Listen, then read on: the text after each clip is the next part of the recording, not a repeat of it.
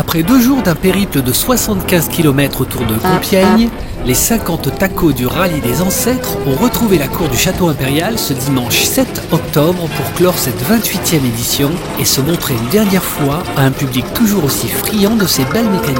On est habitué à Compiègne à en voir quand même pas mal de ces vieilles voitures, elles sont très belles. Oui, j'aime bien. Voilà, ça me rappelle ma jeunesse.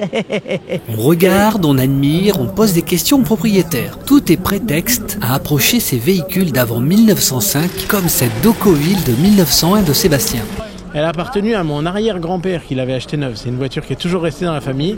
Après mon grand-père, mon père qui est avec moi aujourd'hui, et puis moi qui prends la suite. Voilà, donc c'est une histoire de famille. 40 ans, c'est beaucoup de temps à passer pour préparer la voiture. Là par exemple, au mois d'août, pendant mes vacances, j'ai resserré toute la mécanique parce que ça vibre tellement que tous les boulons sont à resserrer et il y a beaucoup de temps à passer. Après, c'est vrai que c'est onéreux. Bon, moi, ça me vient de la famille, donc c'était pas compliqué. C'est vrai que quand il faut acquérir, ces voitures sont rares, donc forcément ont un petit peu de valeur. Mais on peut se faire plaisir dans tous les budgets. Et l'important, c'est pas la valeur de la voiture, c'est de participer et puis de se retrouver entre amis pour rouler. Voilà, c'est ça l'important. C'est pas la valeur des choses. Marianne Privat est conservatrice en chef du musée de l'automobile. Elle a profité de ce rallye pour essayer en vrai la vis-à-vis de Dion Bouton qui est exposée au musée. Nous avons le même au musée. Donc c'est formidable de pouvoir conduire, j'ai encore besoin de leçons. Alors c'est quoi les sensations Faut avoir d'autres réflexes. Et puis on met les gaz, on les enlève. Là j'arrive à un peu mieux maîtriser la vitesse, je progresse.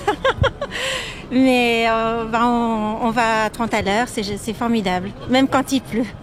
Non, c'est extraordinaire. Le public a été impressionné par ce véhicule à vapeur qui a fait son entrée au château très bruyamment. Le palais de Compiègne ont profité pour présenter une exposition de planches de présentation d'attelage et de belles carrosseries hippo-auto. À l'issue de ce rallye, les propriétaires ont été récompensés. Les plus beaux véhicules ont été mis à l'honneur par le musée, la ville de Compiègne et l'association. Pour l'organisateur de cette manifestation, cette édition est encore une réussite. Très belle manifestation avec les chevaux hier dans le parc, avec nos voitures et les chevaux. Le public a bien aimé, je pense, et avec un beau soleil. Ce matin, un peu de bruine, mais nos voitures ont bien roulé, quelques pannes.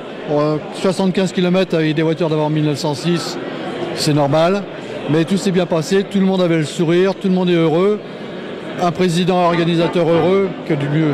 Moi, je recommence l'année prochaine quand vous voulez. Cet événement unique en France a mis en lumière une fois de plus la cité impériale. Ces très vieilles dames vont regagner pour un an leur maison. Et il est à parier qu'elles seront encore de la partie l'an prochain à Compiègne.